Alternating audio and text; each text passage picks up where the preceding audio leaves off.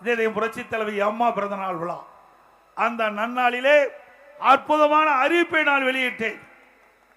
ஒவ்வொரு குடும்பத்திற்கும் உதவித்தொகையாக 10,000 ரூபாய் வழங்கப்படும் என்று அறிவிப்பை வெளியிட்டேன். ஸ்டாலின் உடனே என்ன செஞ்சாரு? அங்க நேற்று தினம், இன்னைக்கு நேத்தியா, இன்றைய தினம் ஒரு அரசு நிகழ்ச்சியிலே கலந்து கொண்டு பேசுகின்ற பொழுது பேசுறார். பூஜ்ஜியம் பூஜ்ஜியம் ஒன்றா சேர்ந்தா பூஜ்ஜியம் தான் கிடைக்கணும். ஸ்டாலின் அவர்களே, உங்களுடைய கனவு அப்படி இருக்குது, நாங்க என்ன செய்யறது? ஆனா நாட்டை ஆள போவது யார் என்று தெரியும்.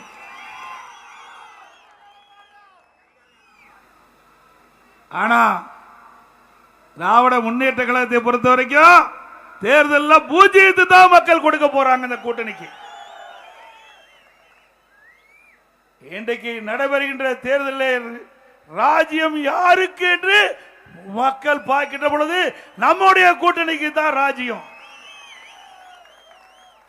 யாருக்கு பூஜ்ஜியம் இல்லைன்னா ஸ்டாலின் தலைமையில் இருக்கின்ற கூட்டணிக்கு. ஆகவே ஸ்டாலின் அவர்களே, பூஜ்ஜியத்தை பற்றி சிந்தித்து சிந்தித்து உங்களுடைய காலம்தான் விரைவாகும் என்பதை இந்த நேரத்தில் தெரிவிக்க விரும்புகின்றேன்.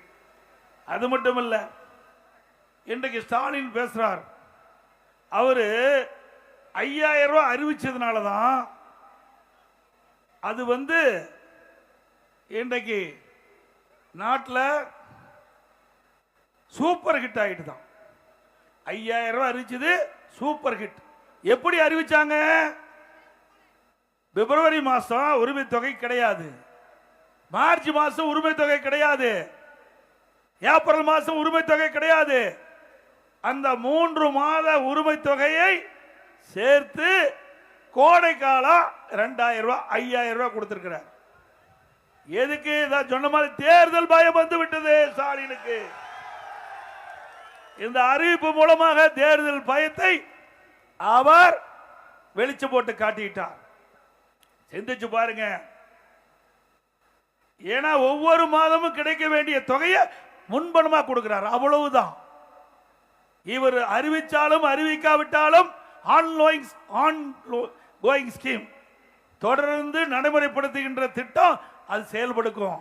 இவர் அறிவிக்கலாலும் பிப்ரவரி மாசம் அந்த உரிமை தொகை அந்த மக்களுக்கு போய் கிடைக்கும், மார்ச் மாசம் அந்த உரிமை தொகை அந்த மக்களுக்கு போய் கிடைக்கும்.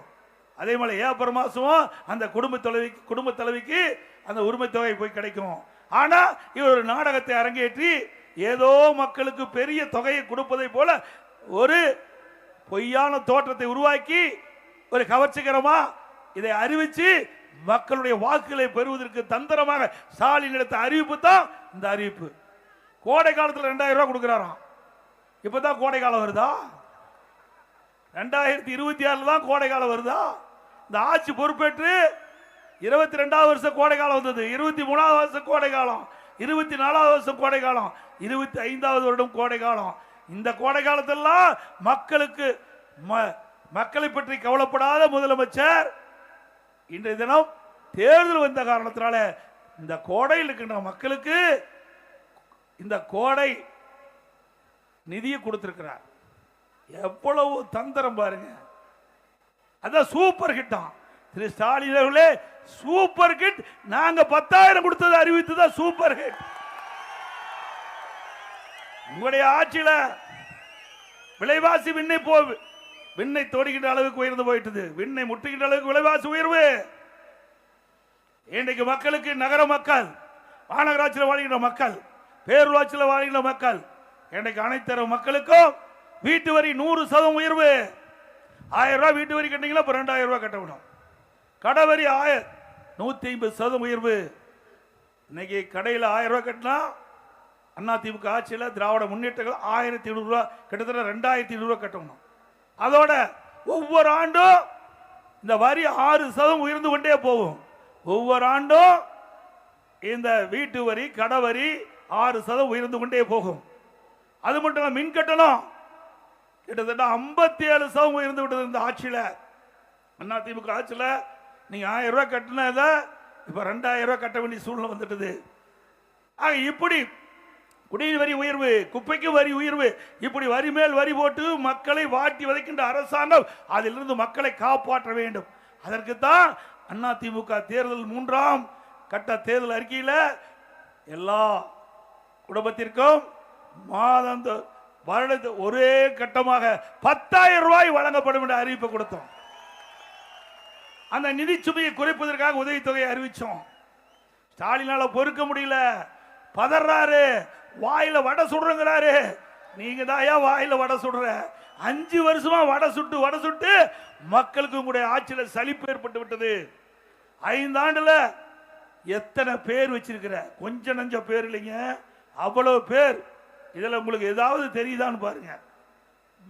வெல்வோம் ஒன்றாக, எல்லோருக்கும் எல்லாமும், ஓரணியில் தமிழ்நாடு, ஒன்றினிமோ வா, உங்கள் தொகுதியில் முதலமைச்சர், உங்களுடன் ஸ்டாலின், மக்களை தேடி மருத்துவம், இல்லம் தேடி கல்வி, நான் முதல்வன் திட்டம், தமிழ் புதல்வன், புதுமை பெண், உங்கள் கனவை சொல்லுங்கள். முதல்வரின் முகத்தில் உங்கள் கனவை சொல்லுகின்றா. மக்கள்கிட்ட போய் கேட்டா திராவிட முன்னேற்ற கழக ஆட்சி முடிவு கட்ட வேண்டும் இந்த தேர்தல். அதுதான் எங்களுடைய கனவு. இவ்வளவு பேர் வைப்பதிலே நம்பர் 1 முதலமைச்சர் தமிழ்நாடு ஸ்டாலின். இதுல ஏதாவது ஒன்னாவது உங்களுக்கு புரியுதா? இவ்வளவு பேர் வச்சிருக்காரு. இந்த பேரில் அடங்கின திட்டம் மக்களுக்கு தெரியுமா? தீனா ஒரு பேரை வைப்பாரு, ஒரு திட்டத்தை அறிவிப்பாரு, அங்க போட்டோ ஷூட் எடுப்பாரு, பத்திரிகையில் வரும், ஊடகத்தில் வரும், அதோட முடிஞ்சு போச்சு. இப்படி பேர் வைப்பதற்கு நோபல் பரிசு கொடுக்கணும்னா ஸ்டாலினுக்கு கொடுத்தா பொருத்தமா இருக்கும். எப்படி நாட்டு மக்களை ஏமாற்றுறாங்க பாருங்க. எப்படி வாயில வடை சுடுடா என்று சொன்னால் அது ஸ்டாலினுக்கு பொருத்தமா இருக்கும். அப்படி மக்களை ஏமாற்றுகின்ற ஒரு அரசாங்கமா திரு ஸ்டாலின் அரசாங்கம் இந்த 5 ஆண்டு காலம் ஏமாற்றி கொண்டிருந்தது. அதுக்கு முடிவு கட்டுகின்ற தேர்தல் இந்த தேர்தல், சட்டமன்ற பொது தேர்தல். முடிவு கட்டுவீங்களா? நல்லா சத்தமா சொல்லுங்க. இன்னைக்கு நாட்டு மக்கள் எதிர்பார்த்து கொண்டிருக்கிறாங்க. எப்பொழுது தேர்தல் வரும் என்று மக்கள் எதிர்நோக்கி கொண்டிருக்கின்றார்கள். எப்பொழுது தேர்தல் வந்தாலும் அனைத்து இந்திய அண்ணா திராவிட முன்னேற்ற கழக தலைமையிலே அமைக்கப்பட்ட கூட்டணிக்கு வாக்களிக்க மக்கள் தயாராகிவிட்டார்கள். மக்கள் ஒரு ஆட்சி அகற்றப்பட வேண்டும் என்ற முடிவுக்கு வந்து விட்டார்கள். ஆக திராவிட முன்னேற்ற கழகத்தை பொறுத்த வரைக்கும் மக்களுக்காக ஆட்சி செய்யல, வீட்டு மக்களுக்காக ஆட்சி செய்கின்ற கட்சி திமுக கட்சி, திமுக அரசாங்கம். உண்மைதானே? அண்ணா திமுக நாட்டு மக்களுக்காக ஆட்சி செய்தது. திராவிட முன்னேற்ற கழகம் வீட்டு மக்களுக்காக ஆட்சி செய்கின்ற கட்சி, அரசாங்கம் திமுக. இன்னைக்கு நம்மை பற்றி எவ்வளவு விமர்சனம் பேசிக்கிறார். இன்னைக்கு பத்திரிகையில பார்த்த, ஊடகத்தில் பார்த்தேன், தமிழ்நாட்டுக்கும் என்டிஏவுக்கு போட்டியா. யோ, நீ தமிழ்நாட்டில் தான் இருக்கிற, தமிழ்நாடு எலெக்ஷனே மறந்துட்டார். அவருக்கு வேதனம், பதற்றம் அதிகமாகிவிட்டது, உளறல் எடுத்துட்டாரு, தோல்வி பயத்தில் ஏதேதோ பேசுறார். திரு ஸ்டாலின் அவர்களே, தமிழ்நாட்டில் தாங்க சட்டமன்ற தேர்தல் நடக்குது. ஆக டெல்லியில் நடக்கல, மத்தியில் யார் ஆட்சிக்கு வரணும் நடக்கல, இங்கே நடப்பது இன்னைக்கு அண்ணா திமுக ஆட்சிக்கு வர வேண்டும் என்கிற தேர்தல், திமுகவை வீட்டுக்கு அனுப்பப்படும் என்ற தேர்தல். யார் ஆட்சிக்கு வர வேண்டும், யார் ஆட்சிக்கு வரக்கூடாது தமிழ்நாட்டிலே, அதற்காக நடைபெறுகின்ற சட்டமன்ற பொது தேர்தல். இது கூட தெரியாம தமிழ்நாட்டுக்கும் என்டிஏவுக்கும் நடக்குதான். இப்படிப்பட்ட ஒரு முதலமைச்சர் வச்சுக்கிட்டு நாடு தாங்குமா? எங்களை எதுக்க துணிவு இல்ல, திராணி இல்ல, தெம்பு இல்ல. நாங்க சவால் விட்டேன், பல முறை சவால் விட்டேன். ஸ்டாலின் அவர்களே, நீங்களே ஒரு மேடை போடுங்க. அனைத்து இந்திய அண்ணா திராவிட முன்னேற்ற கழக ஆட்சியிலே 10 ஆண்டு காலம் நாங்கள் செய்த சாதனைகளை மக்களிடத்தில் எடுத்து சொல்கிறோம். காலத்திலே சந்திக்கலாம். திராவிட முன்னேற்ற கழக ஆட்சி உங்க தலைமையில் ஏற்பட்ட பிறகு தமிழகத்துக்கு என்னென்ன திட்டங்களை கொண்டு வந்தீர்கள், அதனால் மக்களுக்கு என்ன நன்மை கிடைத்தது என்று நீங்கள் உங்களுடைய கருத்தை சொல்லுங்கள். மக்கள் நடுநிலையோடு இருந்து தீர்ப்பை வழங்கட்டும் என்று சொன்னேன். இதுவரைக்கும் பேச்சு மூச்சே இல்லை, பேசவே முடியாது, பேசுவதற்கு எந்த சரக்கும் இல்லை. அதிமுக பொறுத்த வரைக்கும் ஒரு வலிமையான கட்சி, சிறப்பான ஆட்சி செய்த கட்சி. இன்னைக்கு அனைத்து இந்திய அண்ணா திராவிட முன்னேற்ற கழக ஆட்சி மக்களுக்கு ஒரு பொற்கால ஆட்சி கொடுத்தது. திமுக அப்படியா கொடுத்தது? ஊழல் நிறைந்த ஆட்சியாக தமிழகத்திலே மக்கள் பார்க்கப்படுகிறார்கள். எல்லா துறையிலும் ஊழல். இன்றைக்கு கமிஷன், கலெக்ஷன், கரப்ஷன் எல்லா துறையிலும் தடையில்லாம நடக்குது. இப்படிப்பட்ட ஆட்சி தொடர வேண்டுமா? ஆக இன்றைக்கு மக்கள் எண்ணுவதெல்லாம் ஒரு நல்ல ஆட்சி தமிழகத்திலே அமைய வேண்டும் என்று எதிர்பார்க்கிறார்கள். அப்படிப்பட்ட ஆட்சியை அதிமுக கட்சியால் மட்டும்தான், அதிமுக கூட்டணியில் அங்க வைக்கின்ற கட்சிகள் வெற்றி பெற்று அதிமுக பெரும்பான்மையான இடங்களில் வெற்றி பெற்று தனி பெரும்பான்மையோடு ஆட்சி அமைக்க மக்கள் எதிர்பார்க்கிறார்கள். ஸ்டாலின் எப்பொழுது பார்த்தாலும் பேசுகிறார், திராவிட முன்னேற்ற கழக தலைமையில் அமைக்கப்பட்ட கூட்டணி வலிமையான கூட்டணி என்று. திரு ஸ்டாலின் அவர்களே, நீங்கள் கூட்டணியை நம்பி தேர்தலை சந்திக்கின்றீர்கள். நாங்கள் கூட்டணியை வைத்திருக்கின்றோம், மக்களை நம்பி தேர்தலை சந்திக்கிறோம். மக்கள் தான் எஜமானர்கள், மக்கள் தான் முடிவு செய்யக்கூடியவர்கள். யார் ஆட்சிக்கு வர வேண்டும் என்று முடிவு செய்யக்கூடிய அதிகாரம் மக்களிடத்தில் இருக்கின்றது. அந்த மக்களை நம்புகிறோம், மக்கள் எங்களை நம்புகிறார்கள். அதனால் நடைபெற்ற சட்டமன்ற பொதுத் தேர்தலே அனைத்து இந்திய அண்ணா திராவிட முன்னேற்ற கழகம் ஆட்சி அமைப்பது உறுதி உறுதி உறுதி. இன்னொன்னு சொல்றார் அவ்வப்போது, இன்றைக்கு எடப்பாடி டெல்லியில் அடிமை, டெல்லிக்கு அடிமை, பாரதிய ஜனதாவுக்கு அடிமைன்னு. நாங்க எப்பொழுதும் யாருக்கும் அடிமை இல்லை. என்றைக்கும் அனைத்து இந்திய அண்ணா திராவிட முன்னேற்ற கழகம் உழைக்கின்ற உழைப்புக்கு நம்பி இருக்கின்ற கட்சி.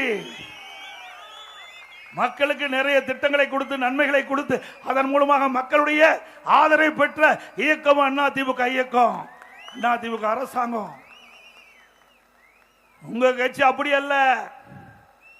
இன்றைக்கு தேர்தல், சட்டமன்ற தேர்தல் நடைபெறுகின்ற ஒரு காலகட்டத்தில் திமுக காங்கிரஸ் கூட்டணி வச்சது.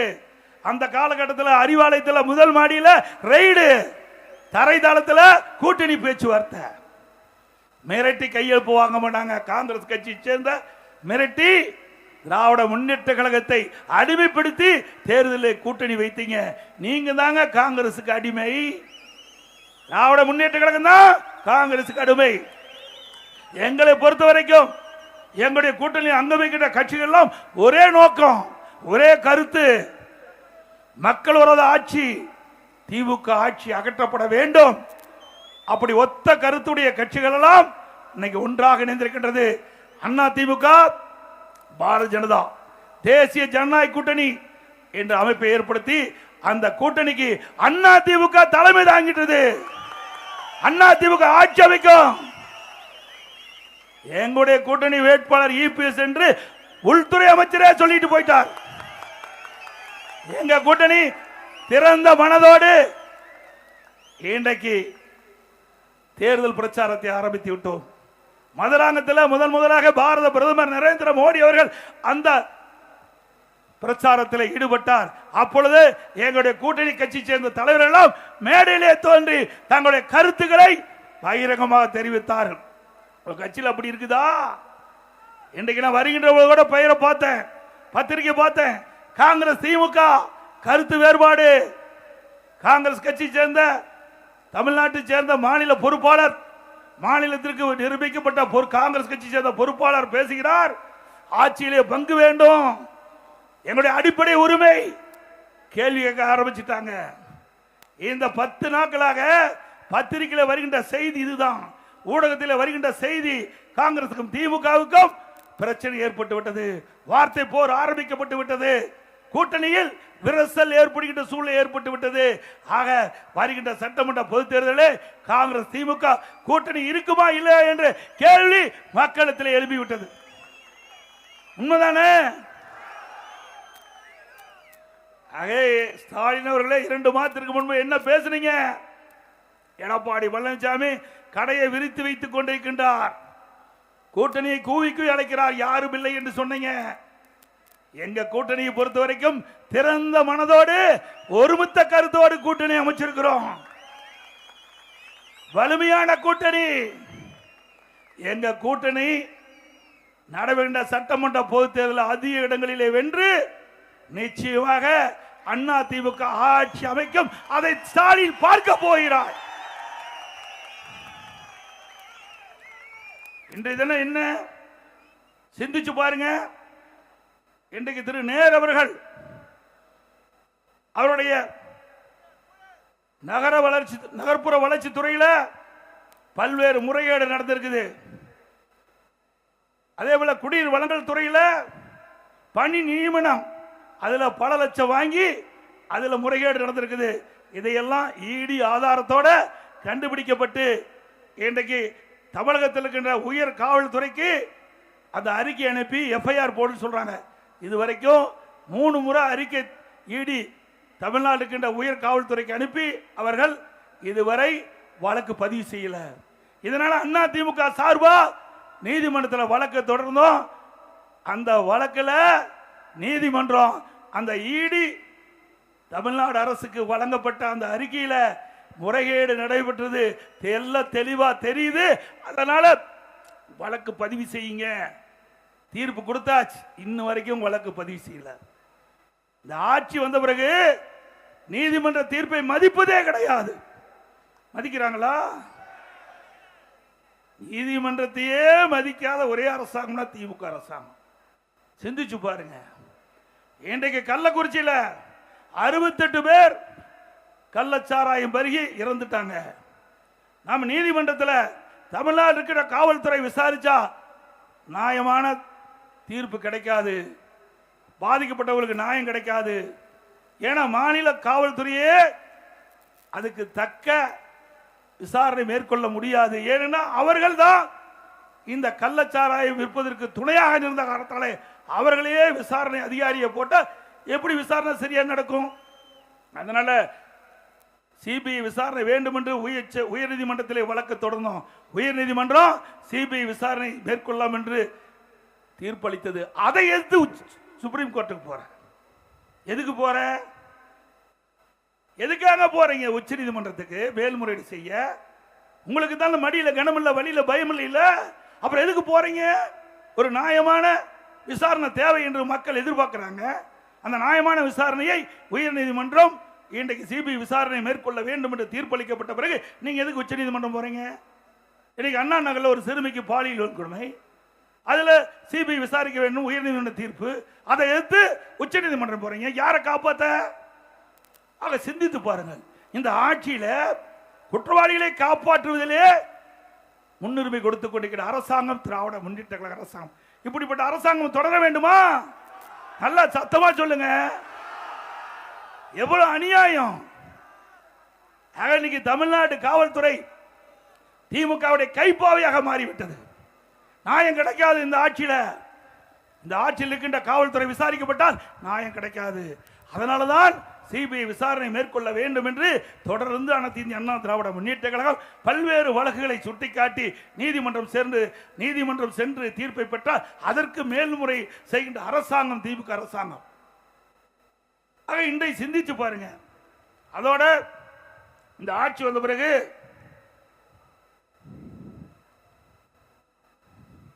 இன்னைக்கு கம்யூனிஸ்ட் கட்சிக்காரர் பேசுறார்.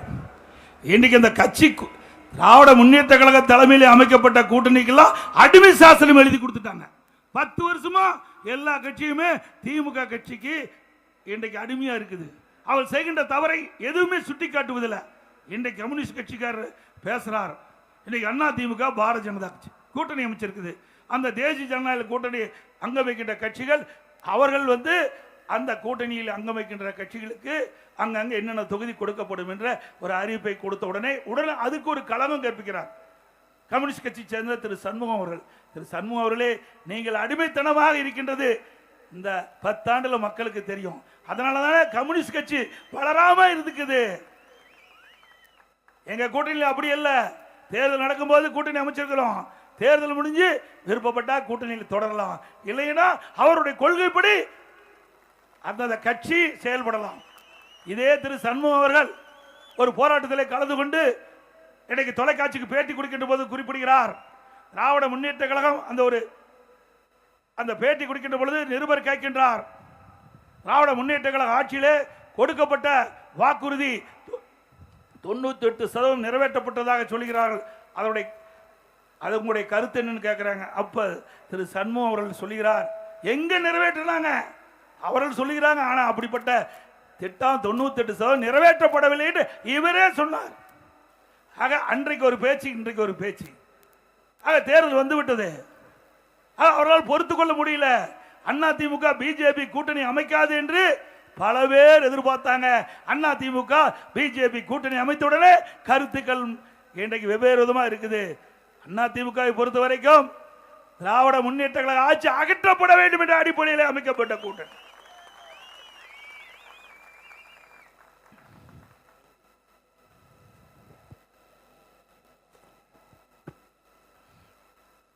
இன்றைக்கு நகரப்புற மக்கள் எல்லா உணவுப் பொருளுமே விலைவாசி உயர்ந்து விட்டது.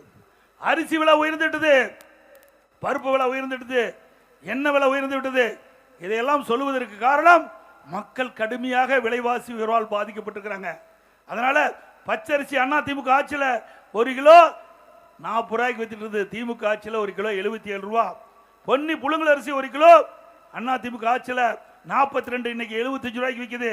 இட்லி புழுங்கரிசி 1 கிலோ 30 ரூபாய்க்கு அதிமுக ஆட்சியில், திமுக ஆட்சியில் 55 ரூபா. கடலெண்ணெய் 1 கிலோ அதிமுக ஆட்சியில் 130 ரூபா, திமுக ஆட்சியில் 200 ரூபா. நெல்லெண்ணெய் 1 கிலோ அதிமுக ஆட்சியில் 250, திமுக ஆட்சியில் 500. தோரம்பருப்பு 1 கிலோ அதிமுக ஆட்சியில் 74, இன்னைக்கு திமுக ஆட்சியில் 120.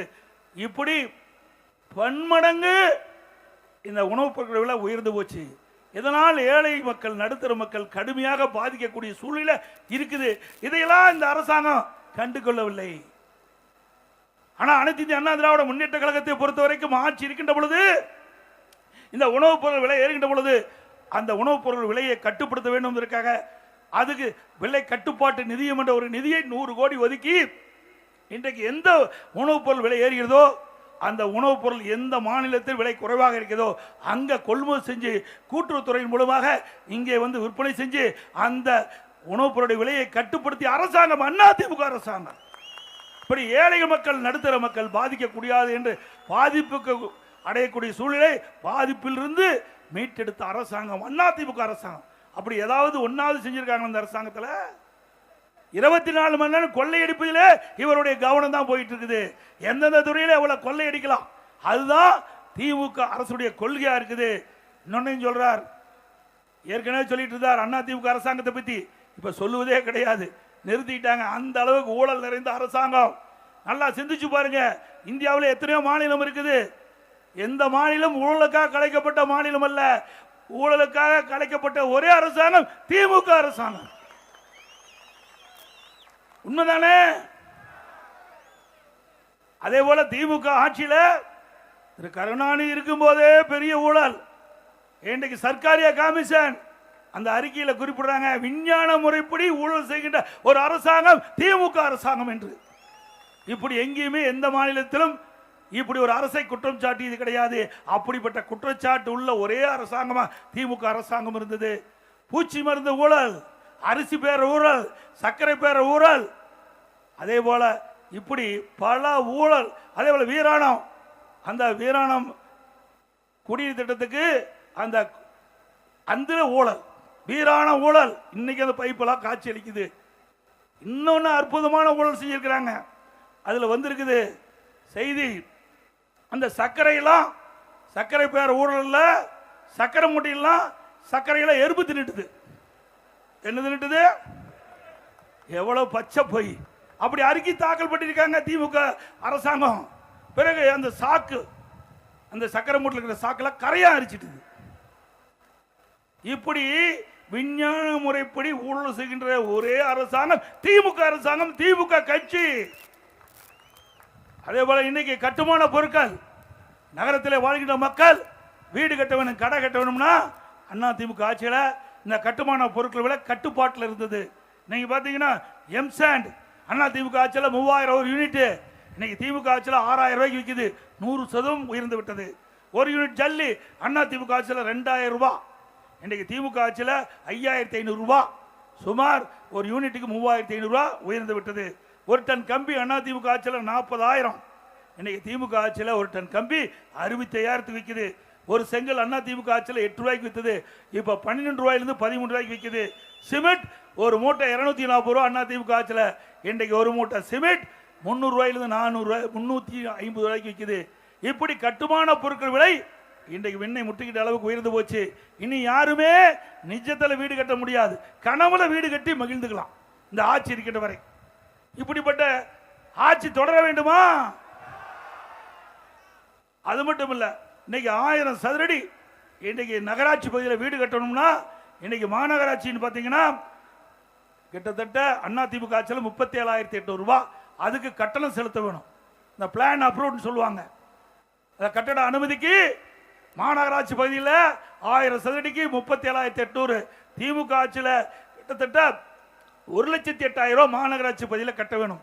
நகராட்சி பகுதியில் எடுத்துக்கிட்டா அதிமுக ஆட்சியில் 37,000 ரூபாய் பிளான் அப்ரூவ்டு கட்டணம். அந்த கட்டட அனுமதிக்கு கட்டணம் 37,000 ரூபாய். 1000 சதுரடிக்கு திமுக ஆட்சியில் 74,000 ரூபாய் கட்டணும். 100% ஏறி போச்சு. எப்படி மக்கள் இந்த கட்டணம் கட்ட முடியும், வீடு கட்ட முடியும், கடை கட்ட முடியும்?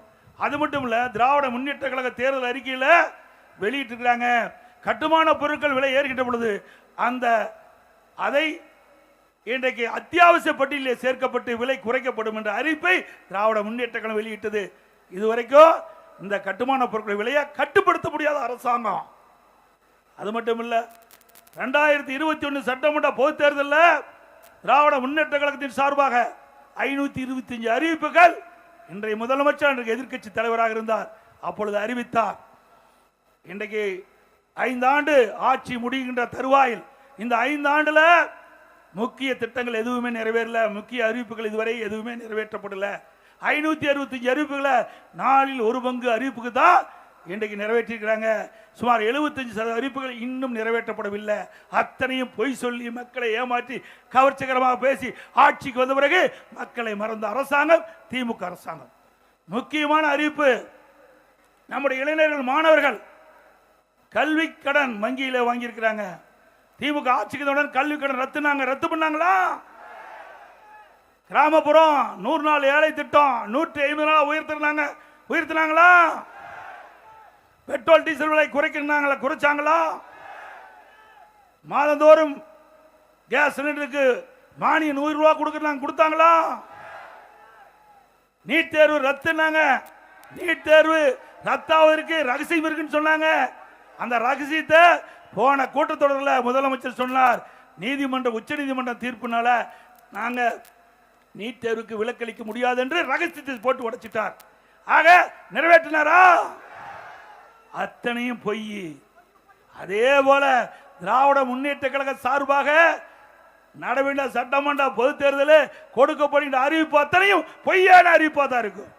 ஏன்னா ஒரு பானை சோற்றுக்கு ஒரு சோறு பதம். அதே போல இந்த அரசாங்கம் 2021 சட்டமன்ற பொது தேர்தலில் அறிவிக்கப்பட்ட அறிவிப்பு முழுவதும் நிறைவேற்றவில்லை. இன்றைக்கு அரசு ஊழியர்களுக்கு வாக்குறுதி கொடுத்தார் திரு ஸ்டாலின். திராவிட முன்னேற்ற கழகம் ஆட்சிக்கு வந்தவுடனே அவர்கள் வைத்த கோரிக்கை பழைய ஓய்வு திட்டத்தை நடைமுறைப்படுத்த வேண்டும் என்று, அதை நிறைவேற்றும் என்று தேர்தல் அறிவிப்பிலே குறிப்பிட்டார்.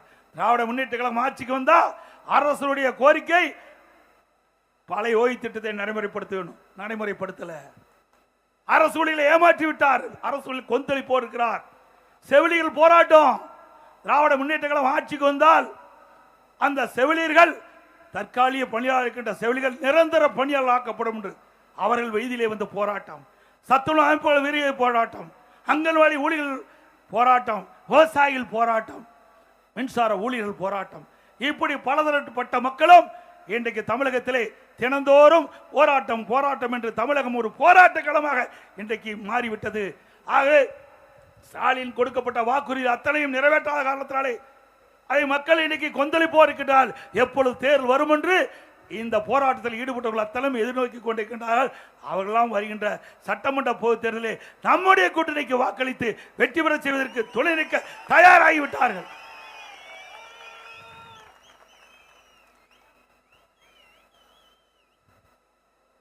அதே போல ஸ்டாலின் சொல்லுகிறார், நாங்கள் கல்வியிலே மிக சிறப்பாக செயல்பட்டு திரு ஸ்டாலின் அவர்கள் நீங்க செயல்படுத்தல. அண்ணா திமுக ஆட்சியில கல்வியில புரட்சி மறுமலர்ச்சி. அதனால கல்வி கற்போடைய எண்ணிக்கை உயர்ந்தது. இன்னைக்கு ஆரம்ப கல்வி, நடுநிலை பள்ளி, உயர்நிலை பள்ளி, அதே போல மேல்நிலை பள்ளிகள், அதே போல இன்னைக்கு கல்லூரிகள், அதிகமான கல்வி கற்போடைய எண்ணிக்கை உயர்ந்த காலம் அண்ணா திமுக ஆட்சி காலத்தில். அண்ணா திமுக எண்ணற்ற கல்லூரிகளை திறந்தோம். அதனால பட்டப்படிப்பு படிக்கக்கூடிய எண்ணிக்கை உயர்ந்தது. மத்திய அரசாவுடைய கணக்கு 2030 அடைய வேண்டிய இலக்க 2019 இறுதியிலே உயர்கல்வியில் நாம் அடைந்தோம். மாண்புமிகு புரட்சி தலைவி அம்மா தமிழகத்தினுடைய முதலமைச்சர் பொறுப்பேற்கின்ற பொழுது 132 பேர் திராவிட முன்னேற்ற கழக ஆட்சியிலே உயர்கல்வி படிச்சுட்டு இருந்தாங்க.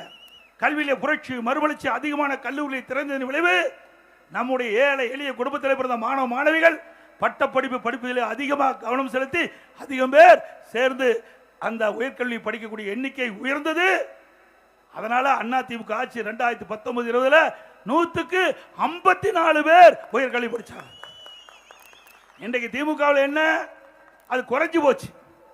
சரியா நிர்வாகம் இல்லாத காலத்தில் 100க்கு 54 பேர் பட்டப்படிப்பு படித்த காலம் அண்ணா திமுக ஆட்சியில்.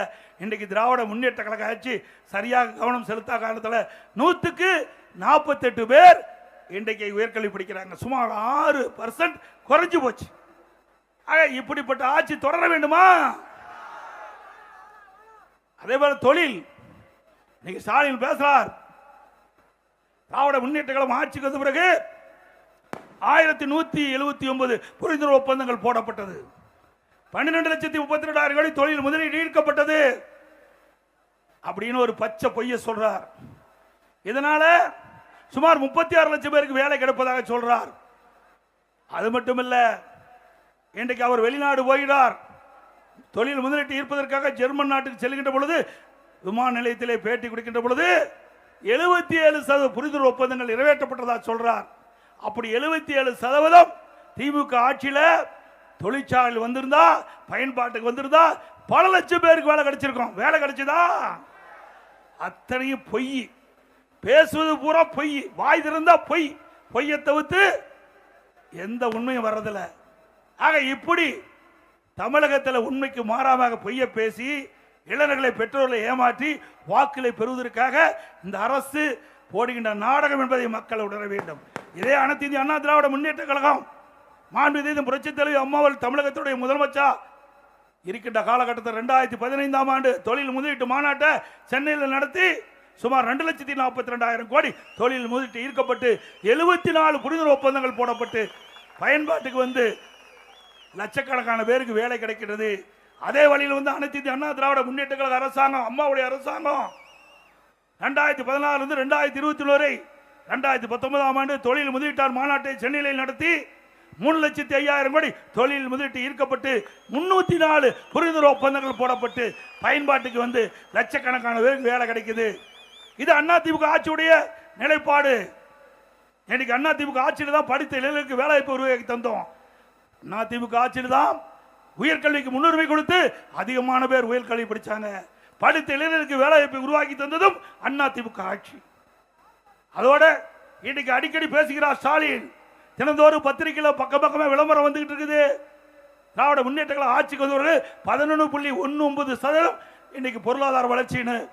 அத்தனையும் பொய். அண்ணா திமுக ஆட்சியில் எடுக்கப்பட்ட நடவடிக்கை, புதிய தொழிற்சாலை உருவாக்கப்பட்டது. அதனால் உற்பத்தி பெருகிச்சு.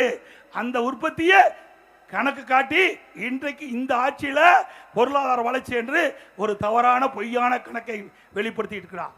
இன்னைக்கு விவசாயம் 65% விவசாயத்தை நம்பி வாழ்ந்து கொண்டிருக்கிறார்கள். அந்த 65% விவசாயியுடைய பொருளாதார வளர்ச்சி வெறும் 3%. கொரோனா காலம் அண்ணா திமுக ஆட்சி 5.5% விவசாயியுடைய பொருளாதார வளர்ச்சி. இதை ஒப்பிட்டு பார்க்க வேண்டும். அனைத்து இந்திய அண்ணா திராவிட முன்னேற்ற கழக ஆட்சி பொறுத்த வரைக்கும் மக்கள் கஷ்டப்படல, துன்பப்படல, துயரம் படல, வேதனை அடையல. இன்றைக்கு திராவிட முன்னேற்ற கழக ஆட்சி வந்த பிறகு அவர் குடும்ப ஆட்சியாக மாறிவிட்டது, வாரிசு அரசியலாக வந்து விட்டது. நாட்டு மக்களை பற்றி கவலைப்படாத ஒரு அரசாங்கமா இன்றைய அரசாங்கம் செயல்பட்டுக் கொடுக்கின்றதை நாம் எண்ணி பார்க்க வேண்டும்.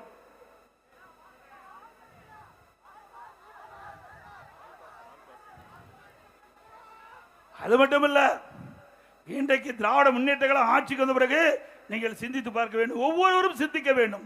சாதாரண விஷயம் இல்லைங்க, இது மாநிலத்தோட பிரச்சனை. இன்னைக்கு 73 ஆண்டு காலம் தமிழகத்திலே பல்வேறு கட்சிகள் ஆட்சி புரிந்தன. 2021 வரைக்கும் 4,86,000 கோடி கடன். தமிழ்நாட்டு மாநில தமிழக மாநிலத்துடைய கடன் 4.85 லட்சம். திராவிட முன்னேற்ற கழகம் ஆட்சிக்கு வந்து 5 ஆண்டுல 5 லட்சம் கோடி கடன். இது இந்த அளவுக்கு உயர்வதற்கு காரணம் என்ன? அத்தனையும் ஊழல். இன்றைக்கு திராவிட முன்னேற்ற கழகம் ஆட்சிக்கு வந்த பிறகு 5 லட்சம் கோடி கடன் வாங்கி இருக்கிறாங்க. 2020-21 இன்றைக்கு மாநில அரசாங்கத்துடைய வருவாயை விட 2024-25 திராவிட முன்னேற்ற கழக ஆட்சியிலே வருகின்ற வருவாய் 1,36,000 கோடி கூடுதலா வருது. வருவாய் கூடுதலா வருது, கடன் அதிகமாக வாங்குறீங்க, திட்டம் எதுவும் இல்லை. சிந்திச்சு பாருங்க. அப்படின்னா ஊழல். இந்த ஊழல்னால்தான் இவ்வளவு கடன் வாங்க வேண்டிய சூழ்நிலை ஏற்பட்டு விட்டது. இன்னைக்கு மாநிலனுடைய வளர்ச்சி இன்றைக்கு மிக படு பாதாளத்தில் செல்லக்கூடிய சூழ்நிலைக்கு ஏற்பட்டு விட்டது. இன்றைக்கு இந்த ஆட்சி வந்த பிறகு இவ்வளவு கடன் வாங்கி இருக்கிறீங்க, இந்த கடனை எப்படி திருப்பி செலுத்த முடியும்? நீங்க மேல வரி போட்டு தாங்க கட்ட முடியும். இந்த ஆட்சியாளர்கள் பண்ண கொடுமை எல்லாம் கடன்காரன் ஆக்கிட்டாங்க.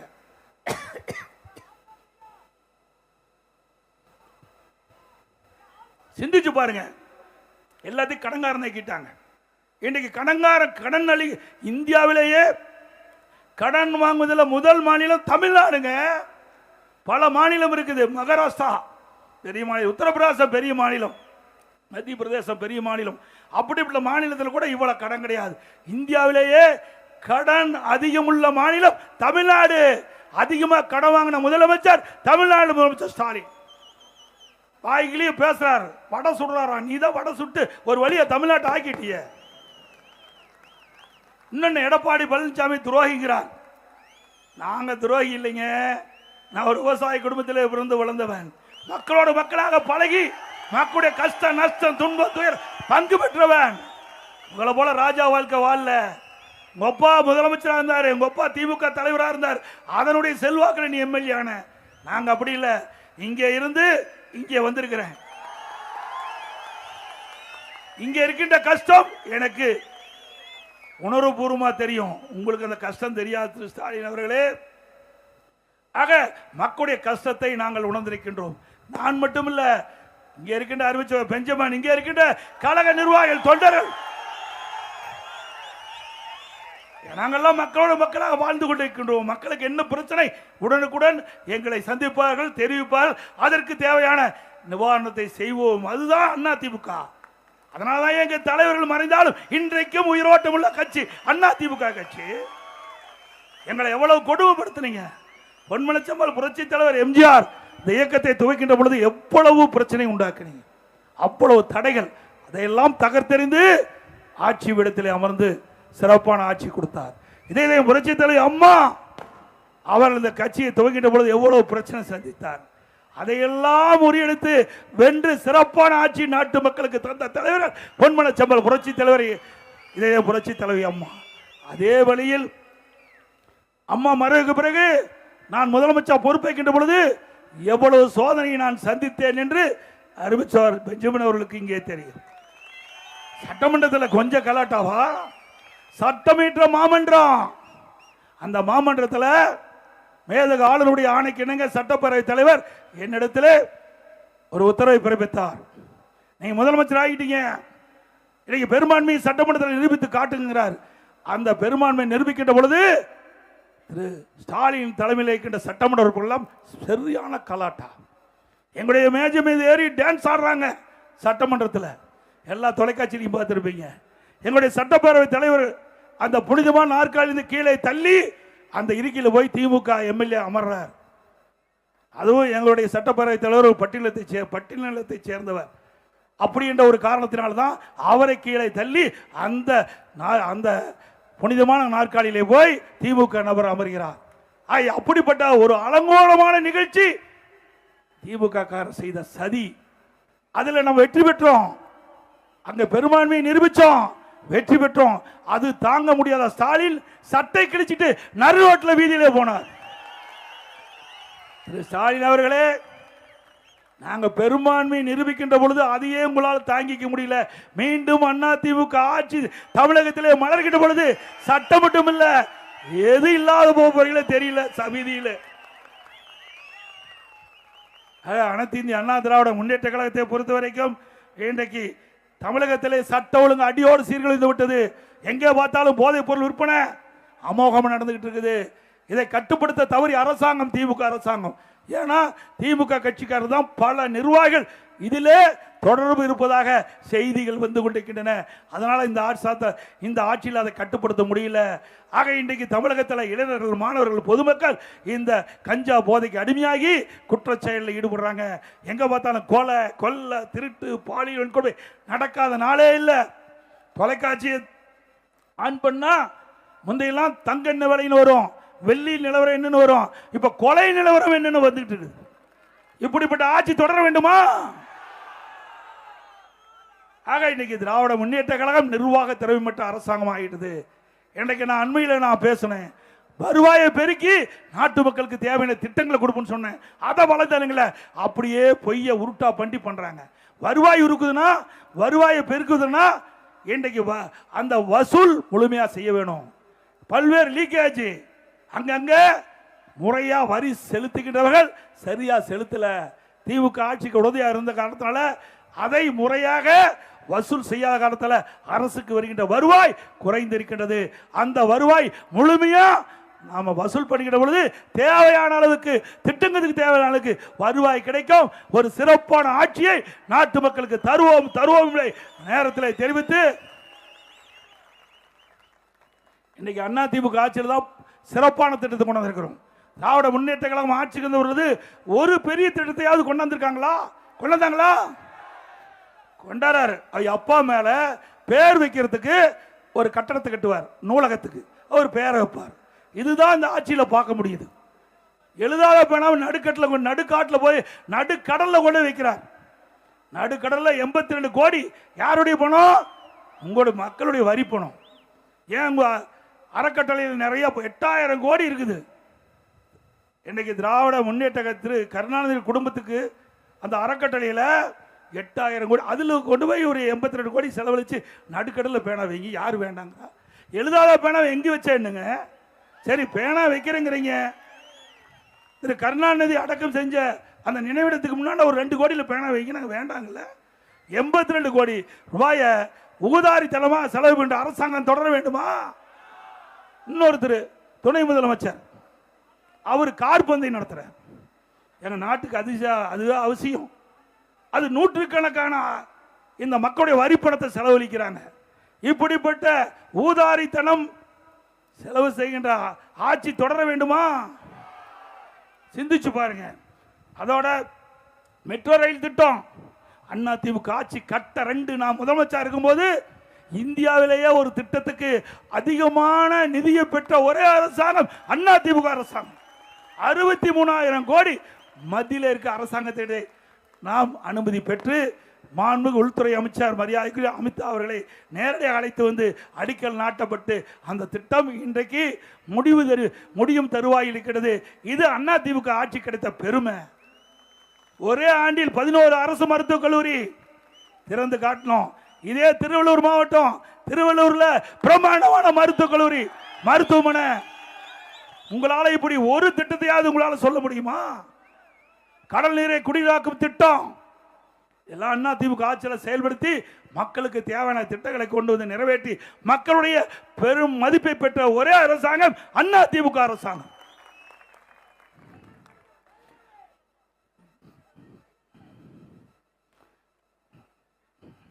இன்னைக்கு அண்ணா திமுக ஆட்சியில் தான் பல்வேறு திட்டங்களை அறிவிச்சிருக்கிறோம். முதற்கட்டம் தேர்தல் அறிவிப்பு, குலவழக்கு திட்டம், நம்முடைய குடும்ப அட்டையில் இருக்கின்ற அந்த குடும்ப தலைவிக்கு வங்கி கணக்கில் மாதந்தோறும் 2000 ரூபாய் வழங்கப்படும் என்ற அறிவிப்பு. இப்ப மகளிர் தான் கட்டணமில்லா பேருந்து நகரத்தில் போறாங்க. இன்றைக்கு ஆண்களும் நகர பேருந்துல கட்டணம் இல்லாமல் பயணம் செய்யலாம். இன்றைக்கு வீடு இல்லாத ஏழைகளுக்கு அனைவருக்கும் அற்புதமான காங்கிரீட் வீடு, அடுக்குமாடி வீடு நகரத்திலே கட்டி கொடுக்கும். பட்டியலின மக்கள் அவர்களுக்கும் மீனவ மக்களுக்கும் ஏழைகளுக்கு வீடு இல்லாதவர்களுக்கு அரசாங்கமே நிலத்தை வாங்கி அற்புதமாக அடுக்குமாடி காங்கிரீட் வீடு கட்டி கொடுக்கணும். நான் ஏற்கனவே சொன்னேன் 100 நாள் வேலை திட்டத்தை 154, இப்போ மத்திய அரசு 125 நாளாக உயர்த்துச்சு. அதை 150 நாளாக உயர்த்தப்படும். அம்மா இருசக்கரம் வாங்கணும், 5 லட்சம் பேருக்கு 5 லட்சம் மகளிர் கொடுக்கப்படும். ஒவ்வொரு அம்மா இருசக்கரம் வாங்கினதுக்கு 25,000 ரூபாய் மானியம். முதியோர் ஓய்வு திட்டம் 2000 ரூபாய் உயர்த்தப்படும். மாணல் வாங்கிய கல்வி கடன் ரத்தாகப்படும். அதே போல நம்முடைய மகளிர்களுக்கு பெண்களுக்கு ஆண்டுக்கு 3 கேஸ் சிலிண்டர் விலையில்லாமல் கொடுக்கப்படும். அதே போல தமிழர்கள் வீர விளையாட்டு ஜல்லிக்கட்டு விளையாட்டு, அந்த ஜல்லிக்கட்டு விளையாட்டிலே ஈடுபடுகின்ற பொழுது ஏதாவது அசம்பாவிதம் ஏற்பட்டு உயிரிழந்தால் அவருக்கு குடும்பத்துக்கு 10 லட்சம் ரூபாய் நிதி கொடுக்கப்படும். அதே போல ஜல்லிக்கட்டு வீரர்கள், அதிலே பதிவு செய்யப்பட்ட வீரர்கள், அந்த போட்டியிலே கலந்து கொண்ட வீரர்களுக்கு இன்சூரன்ஸ் செய்யப்படும். அந்த ஜல்லிக்கட்டு போட்டியிலே கலந்து கொள்கின்ற ஜல்லி காளைகளுக்கு அந்த காளைகளுக்கும் அங்கே காப்பீடு திட்டம் கொண்டு வந்து நிறைவேற்றப்படும். சிறுபான்மை வகுப்பை சேர்ந்த மகளிர் சுய தொழில் தொடங்க பெற்ற வட்டிலா கடன் மற்றும் மாற்றுத்திறனாளி கூட்டுறவு வங்கிகள் கடன் தள்ளுபடி செய்யப்படும். நடைபாதை நகரத்தில் நடைபாதை ஓரமாக கடை வைத்திருக்கின்ற நம்முடைய சிறு வியாபாரிகள் கூட்டுறவுத்துறையில் வாங்கிய கடன் முழுவதும் தள்ளுபடி செய்யப்படும். இன்னைக்கு நம்முடைய ஆட்டோ ஓட்டுநர்கள் அவர்கள் பதிவு செய்யப்பட்டவர்கள் அந்த சங்கத்தில் பதிவு செய்யப்பட்ட புதிய ஆட்டோ வாங்கினா 75,000 ரூபாய் மானியம் வழங்கப்படும். ஒவ்வொரு தீபாவளிக்கும் நம்முடைய பெண்களுக்கு தாய்மார்களுக்கு அற்புதமான பட்டு சேலை வழங்கப்படும்.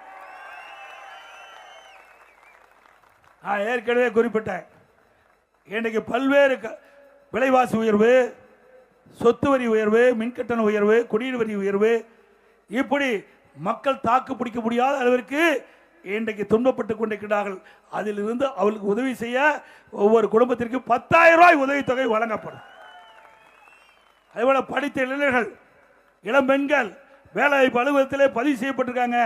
வேலை கிடைக்காமல் அவள் காத்து கொண்டிருக்கிறார்கள். அவள் வேலை கிடைக்கின்ற வரை ஒவ்வொருவருக்கும் 2,000 ரூபாய் மாதம், பட்டதாரிகளுக்கு 2,000 ரூபாய், +2 வரை படித்தவர்களுக்கு 1000 ரூபாய் வழங்கப்படும். மீன்பிடி தடைக்காலங்களில் ஏற்கனவே அண்ணா திமுக ஆட்சியில் இருக்கும்போது 3000 5,000 ஆக்கணும். திமுக ஆட்சியில் அப்புறம் கொஞ்சம் ஏற்றுனாங்க. இப்போ 8,000 12,000 ரூபாய் மீன்பிடி தடை காலத்தில் இருக்கின்ற நம்முடைய மீனவர்களுக்கு தடை காலத்திலே அந்த நிதியை உயர்த்தி வழங்கப்படும். அதே போல ஒவ்வொரு பொங்கல் பண்டிகை போதும் பொங்கல் தொகுப்பு கொடுக்குறோம். அதோட பொங்கல் பரிசு 1000 ரூபாய் கொடுக்கப்படும். ஒவ்வொரு பொங்கல் கைத்தறி நெசவாளர்களுக்கு வழங்கப்படுகின்ற 300 யூனிட்டை அதை 450 யூனிட்டாக உயர்த்தி வழங்கப்படும். விசைத்தறி நெசவாளர்களுக்கு வழங்கப்பட்டு வருகின்ற 1000 யூனிட் மின்சாரத்தை 1400 யூனிட்டாக உயர்த்தி வழங்கப்படும் என்ற அறிவிப்பை கொடுத்திருக்கிறோம். இன்னும் பல அறிவிப்புகள் மக்களுக்கு வழங்கப்படும். அண்ணா திமுக ஆட்சி ஒரு பொற்கால ஆட்சியாக அமையும். அனைத்து தர மக்களும் விரும்புகின்ற அற்புதமான அறிவிப்பை அண்ணா திமுக தலைமையில் அமைக்கப்பட்ட கூட்டணி சார்பாக அறிவிக்கப்படும் என்ற மகிழ்ச்சியான செய்தி இந்த நேரத்தில் தெரிவித்து, வருகின்ற சட்டமன்ற பொதுத் தேர்தலில் அனைத்து இந்திய அண்ணா திராவிட முன்னேற்ற கழக வேட்பாளர் நிறுத்தப்பட்டால் அவருக்கு இரட்டை சின்னத்திலே வாக்களித்து வெற்றி பெற செய்யுங்கள். ஒருவேளை கூட்டணிக்கு ஒதுக்கப்பட்டால் கூட்டணி வேட்பாளருக்கு ஒதுக்கப்படுகின்ற சின்னத்திலே வாக்களிக்க வேண்டும் என்று அன்போடு இந்த நேரத்தில் கேட்டு, மக்களை காப்போம், தமிழகத்தை மீட்போம்,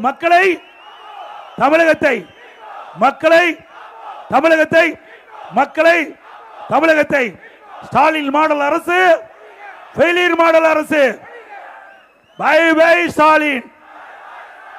மிக சிறப்பா எழுச்சியா இந்த எழுச்சி பயண நிகழ்ச்சியை ஏற்பாடு செய்த மாவட்ட சார்பு பெஞ்சமின் அவர்களுக்கும் அவரோடு இருந்து பணியாற்றிய கழக நிர்வாகிகளுக்கும் கூட்டணி கட்சி சேர்ந்த தலைவர்களுக்கும் நிர்வாகிகளுக்கும் வருகிறது சிறப்பித்த அத்தனை மக்களுக்கும் நன்றி, வணக்கம்.